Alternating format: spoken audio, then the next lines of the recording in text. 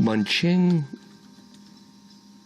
was actually started in the late 1930s, early 1940s. It started out as the New Chinese Alphabetic Language Study Society, and they were looking at the alphabetic spellings, and they very quickly started becoming interested in simplified characters. And that group, because that was during the war, that group changed very quickly and started looking at trying to support China in the Second World War. Those rallies and demonstrations in Chinatown to raise money caused the group to change itself and work with other groups, and they became the Chinese Youth League in around 1942-43. The Chinese Youth League, in the 1940-45 period of time, they became Mun Ching, or the Chinese American Democratic Youth League.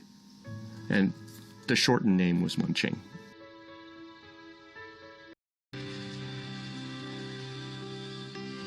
I came to the United States in 1948 when I was 15 years old with my father. Right after that, I began to involve myself with an organization called Mun Ching, which is in English, the Chinese American Democratic Club, or the only progressive organization in San Francisco. The main thing that I can recall was we went on a lot of picnics at Golden Gate Park, and you know, probably every year, or they have a couple of 2 or 3 picnics that all the members would go, bring their families, and we had picnics. And also there's cultural events all the time too, because I remember one time my dad and I were practicing, you know, playing the harmonica to go up on the stage. They had a little stage down there as well, and we both went up there and we performed a couple of songs using the harmonica, so like playing duets. One of the things that they were trying to do was, you had a lot of single guys and single women in Mun Ching, especially at the beginning, 1951, 52. It's actually pretty funny to me.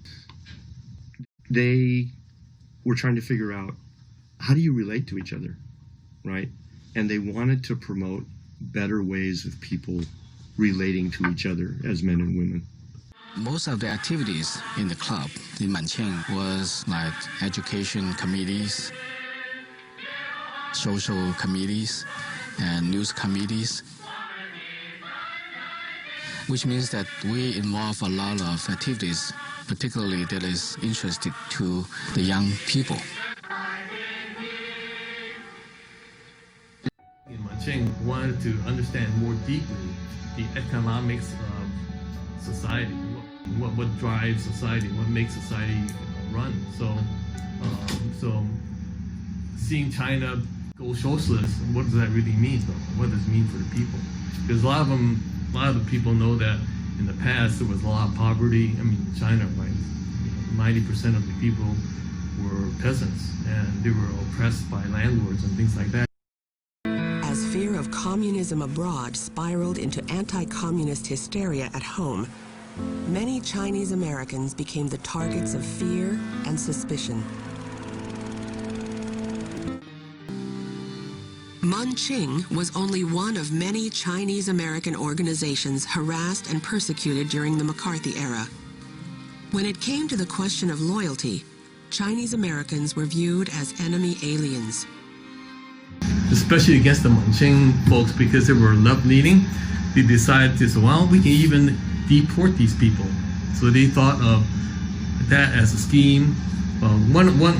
As a scheme to deport people is one thing. Another thing is economically to put a lot of pressure on people, because if they begin to indict you with saying that you were illegal, you will have to hire a lawyer, you have to go to court, you would have to take time off from work.